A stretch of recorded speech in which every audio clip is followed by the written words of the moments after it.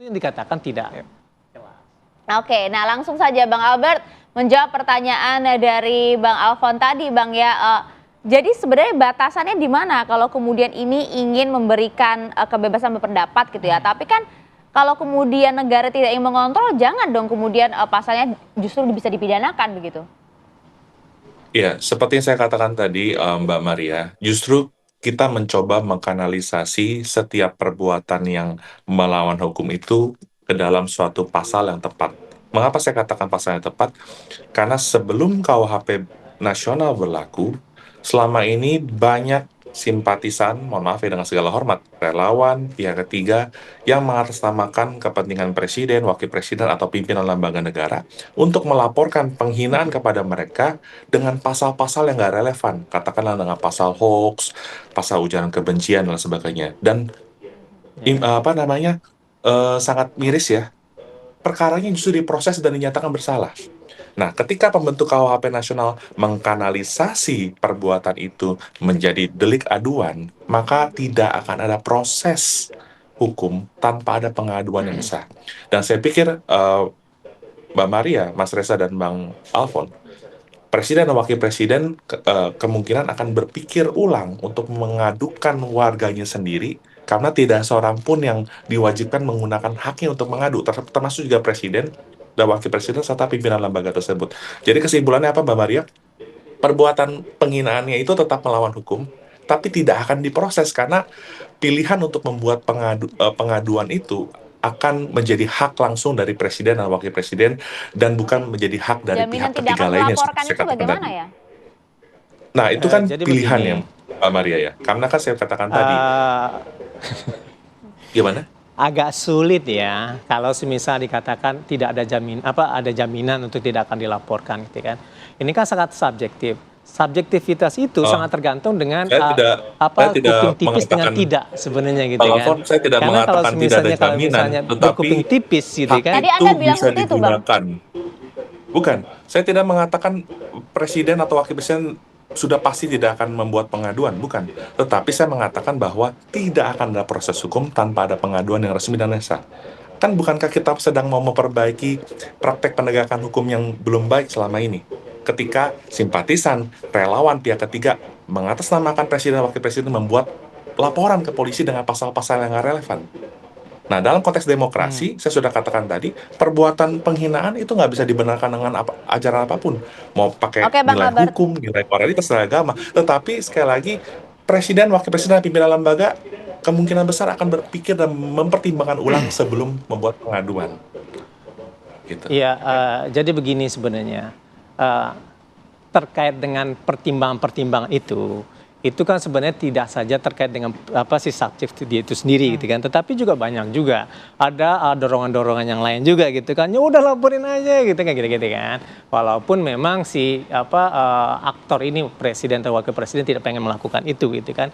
Dan kemudian itu juga menjadi nilai tambah kalau misalnya dia memang berkuping tipis gitu kan. Nah, itu suatu kritik sudah dianggap sebagai suatu penghinaan. Kan itu mendowngrade sebenarnya gitu, kritik gitu kan. Kan sebenarnya pembatasan di dalam KUHP ini kan kalau misalnya itu tidak benar. Dalam artian itu bukan negatif. Kalau misalnya suatu pernyataan negatif itu diperbolehkan karena itu ketika itu dinyatakan positif dan kemudian masyarakat menyatakan tidak negatif, itu menjadi suatu kritik gitu kan. Tetapi bisa aja yang negatif itu dikatakan sebagai suatu hoax gitu kan. Bisa saja hoax itu sebenarnya belum terbuka, jadi dianggap satu hoax gitu kan. Nah, ini hal-hal yang sebenarnya gradasi yang dipertimbangkan, apalagi kan itu seperti di dalam penjelasan itu seperti gitu kan. Itu agak rancu ya. Bukan tidak hanya rancu gitu, itu batasnya menjadi sangat luas gitu kan. Nah, itu ya menjadi persoalan mendasarnya di situ kan. Tetapi yang menjadi concern saya pada saat ini adalah lebih kepada persoalan apakah memang negara itu pengen mengatur gitu kan sesuatu yang sebenarnya tidak perlu diatur gitu kan. Nah, misalnya contoh tadi gitu kan, yang dikatakan nilai-nilai kepatutan itu nggak perlu juga sebenarnya gitu kan. Karena itu masuk pada wilayah yang ada di daerah aja gitu kan. Pada wilayah-wilayah sebenarnya contoh itu adalah privat. Kepatutan itu ada dalam diri seseorang aja gitu kan. Dia mengukur kesopanan kayak gimana, patut tuh. Misalnya saya begini, saya guling-guling di sini, nggak patut juga dong, kan begitu kan. Orang bisa mengukur sebenarnya. Nah, itu memang diberikan pada wilayah-wilayah pribadi orang itu sendiri Ya. gitu, wilayah dipre dia sendiri gitu kan, mengukur boleh atau enggak gitu, dia bisa ukur gitu kan. Jangan juga pada wilayah-wilayah itu negara ingin masuk untuk Betul. mengawasi dan kemudian menentukan itu sendiri gitu Gitu kan. ya. Oke. Itu menjadi persoalan loh sebenarnya gitu kan. Coba kita Gitu. ke Mas Albert. Mas Albert tadi ya, begini sedikit ya, pembahasan Mas mengenai Kepatutan. soal kepatutan Ya. begitu. Gini, Bagaimana saya pasangan yang perlu- belum menikah saya perlu tinggal menjelaskan dan mendudukan ini secara satu rumah. objektif proporsional ya. Yang pertama, tidak ada kaitannya pasal 2 KUHP tentang kemungkinan dibukanya aturan living law dalam perda dengan pasal penghinaan presiden, enggak. Tidak ada kaitannya sama sekali. Karena pengaturan living law itu akan diatur di dalam perda dan hanya berlaku di daerah tertentu saja, sesuai dengan kearifan lokal dan disertai dengan margin apresiasi. Pemerintah sudah menyusun peraturan pemerintah berkaitan dengan living law, itu ada filterisasinya lagi di Kemenkum. Jadi kalau peraturan itu diskriminatif buat warga minoritas katakanlah, itu ada filterisasinya lagi. Itu pertama. Yang Bang kedua, Albert, sekalipun perbuatan itu melawan hukum, ada alasan penghapus pidana yang diatur dalam pasal 218 KUHP kita, yaitu adalah bukan penyerangan harkat dan martabat diri presiden kalau dilakukan untuk kepentingan umum atau pembela diri. Tadi saya sudah katakan bahwa selama ini kita selalu dibiaskan bahwa kita itu nggak bisa membedakan antara kritik dan delik. Kritik itu ditujukan kepada kebijakan. Misal kebijakan pemerintah dianggap mencela-mencela misalnya. Nggak apa-apa itu. Dijamin dalam penjelasan bahwa kritik itu sama sekali tidak dipidana. Tetapi perbuatan penghinaan itu dapat dipidana, tapi tidak selalu harus dipidana. Karena tidak akan ada pengaduan, tidak akan ada proses hukum tanpa ada pengaduan yang sah gitu ya. Jadi membedakan Iya. antara kritik Clear di dan delik sana. saya pikir sangat mudah sih ya. Tidak perlu dibuat bias dan juga tidak perlu dibuat menjadi abu-abu karena antara kritik dan penghinaan tersebut jelas beda dan batasannya.